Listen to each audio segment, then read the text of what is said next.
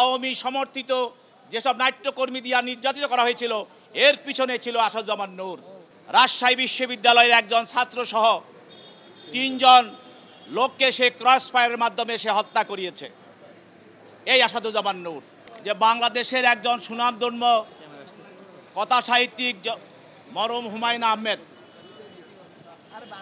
যে হুমায়ুন আহমেদ রাস্তা থেকে একজন লোককে তুলে এনে তার নাটকের মাধ্যমে সারা দেশের মানুষের কাছে পরিচিত করে দিয়েছিল, সে হলো আসাদুজ্জামান নূর। এই আসাদুজ্জামান নূর জনগণের ভালোবাসা এবং অনুরাগকে পুঁজি করে ক্ষমতা এবং অর্থের লোভে স্বৈরাচার হাসিনার সঙ্গে হাত মিলিয়ে দুইবার ভোট চোরি নির্বাচনে অংশগ্রহণ করে নিজকে ভোট চোর এমপি নির্বাচিত ঘোষণা করেছে। এবং তার একটি সফরে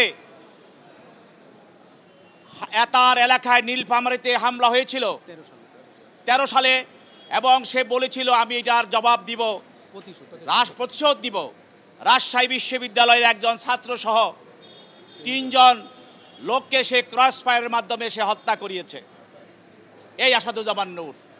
এবং সেই যে সংস্কৃতি মন্ত্রী ছিল, তখন বাংলাদেশের ইসলামী মূল্যবোধ এবং বাঙালি সংস্কৃতিকে কবর দেওয়ার জন্য সেই বিদেশি এবং ভিন্ন ধর্মীয় সংস্কৃতি বাংলাদেশের সংস্কৃতি অনুপ্রবেশ করিয়ে এবং বাংলাদেশের বই পুস্তকে সাহিত্যে সেগুলি ঢুকিয়ে এদেশের ইসলামিক মূল্যবোধ এবং বাঙালি সংস্কৃতিকে ধুলিয়ে মুছিয়ে দিয়ে সে অন্য একটি রাষ্ট্রের অন্য একটি সংস্কৃতিকে, সে বিজাতীয় সংস্কৃতিকে বাংলাদেশে প্রবেশ করার আর প্রাণপণ চেষ্টা করেছে এই আসাদুজ্জামান নূর।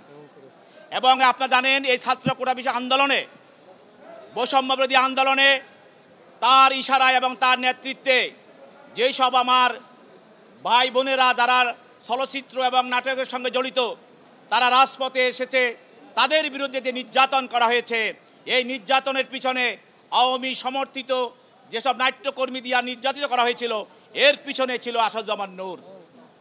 আজকে এই আসাদুজ্জামান নূরকে একটি হত্যা মামলায়, এটা হলো মিরপুর থানা হত্যা মামলায় ভিকটিম সিয়াম সর্দার পুলিশের গুলিতে নিহত হয়। এই মামলায় সে আজহার নামী আসামি, তদন্তকারী কর্মকর্তা এই মামলায় প্রাথমিক তদন্তে এই হত্যার সঙ্গে এবং অপরাধমূলক ষড়যন্ত্রের সঙ্গে এই আসাদুজ্জামান নূরের সহযোগিতা এবং সংশ্লিষ্টতা পাওয়ার কারণে তাকে প্রাথমিক জিজ্ঞাসাবাদ করে বিজ্ঞ আদালতে উপস্থাপন করা হয়।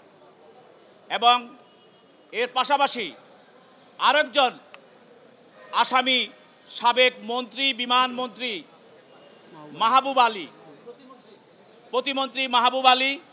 আপনারা জানেন এই মাহবুব আলী যখন বিমান মন্ত্রী ছিল তখন যে বিমান কেনার নামে হাজার হাজার কোটি টাকা সে লুটপাট করেছে এবং তার এলাকায় সে বিভিন্ন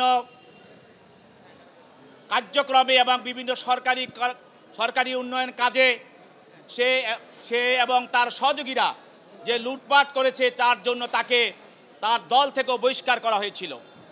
সেই মাহবুব আলী তাকে এই হত্যা মামলার সঙ্গে আজকে তদন্তকারী কর্মকর্তা আদালতে উপস্থাপিত করে এবং তদন্তকারী কর্মকর্তা প্রাথমিক তদন্তে এই মাহবুব আলীর ওই হত্যার সঙ্গে সংশ্লিষ্টতা এবং তার যোগসাজশ পায়, যার জন্য তাকে তার বিরুদ্ধেও আজকে এই আদালতে উপস্থাপন করে তাকে জেল খেতে পাঠানোর জন্য নিবেদন করে। আসামি পক্ষে তাদের আইনজীবীরা দরখাস্ত দিয়ে তাদের জামিনের প্রার্থনা করেন এবং এই জামিনের প্রার্থনার বিরোধিতা করে আমরা বলি এই আসামিরা স্বৈরাচারের দোষর, হত্যা এবং গণহত্যা এবং মানবতা বিরোধী কার্যক্রমের সঙ্গে তারা জড়িত।